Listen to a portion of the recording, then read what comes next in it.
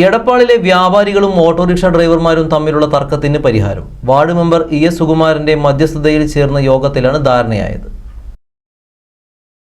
എടപ്പാൾ പട്ടാമ്പി റോഡിൽ കഴിഞ്ഞ മാസങ്ങളായി നിലനിന്നിരുന്ന തർക്കം വാർഡ് മെമ്പർ ES സുകുമാരന്റെ മധ്യസ്ഥതയിൽ ചേർന്ന യോഗത്തിൽ ധാരണയായി.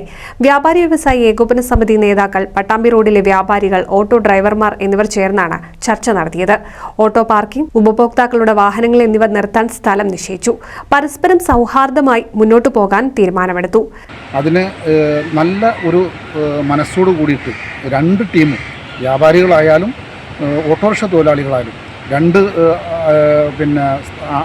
വ്യക്തികളും ഇതൊരു ഉപജീവന മാർഗത്തിനുള്ളതാണ് എന്നുള്ള ബോധത്തോടു കൂടി തന്നെ ഈ പ്രശ്നം പരിഹരിക്കുകയും അതുപോലെ തന്നെ വരുന്ന കസ്റ്റമേഴ്സിനെ തടസ്സപ്പെടുത്താത്ത രീതിയിൽ വാഹനങ്ങൾ പാർക്ക് ചെയ്യാനുള്ള സൗകര്യം ഓട്ടോറിക്ഷ തൊഴിലാളികൾ ചെയ്തു കൊടുക്കുകയും ഇത്തരം സംഘർഷത്തിലേക്ക് പോവാതിരിക്കാൻ ഇരു കൂട്ടരും തയ്യാറാവുകയും ഈ പാർക്കിംഗ് അനുവദിച്ച മേഖലയിൽ മറ്റു വാഹനങ്ങൾ പാർക്ക് ചെയ്യുകയാണെങ്കിൽ ഇതിന് രണ്ട് വ്യാപാരികളായാലും ഓട്ടോറിക്ഷ തൊഴിലാളികളായാലും സംയുക്തമായിട്ട് ഇത്തരം കാര്യങ്ങളിൽ അവർക്ക് സംരക്ഷണം നൽകണ്ട എന്നുള്ള ഒരു തീരുമാനം എടുക്കുകയും പാർക്കിംഗ് മേഖല നമ്മൾ തീരുമാനിച്ചിട്ടുള്ള ആ മേഖലയിൽ മാർക്ക് ചെയ്തു കൊടുത്തിട്ട് ഇത്തരം പ്രശ്നങ്ങളിലൂടെ ഒരു രമ്യമായ പരിഹാരത്തിൽ വരികയും മേലിൽ ഇത്തരം സംഘർഷങ്ങൾ എടപ്പാളിൽ ആവർത്തിക്കാതിരിക്കാൻ ഇരു കൂട്ടരും നല്ല മനസ്സോടുകൂടി തയ്യാറായത് വളരെ നല്ല ഒരു തീരുമാനമായി.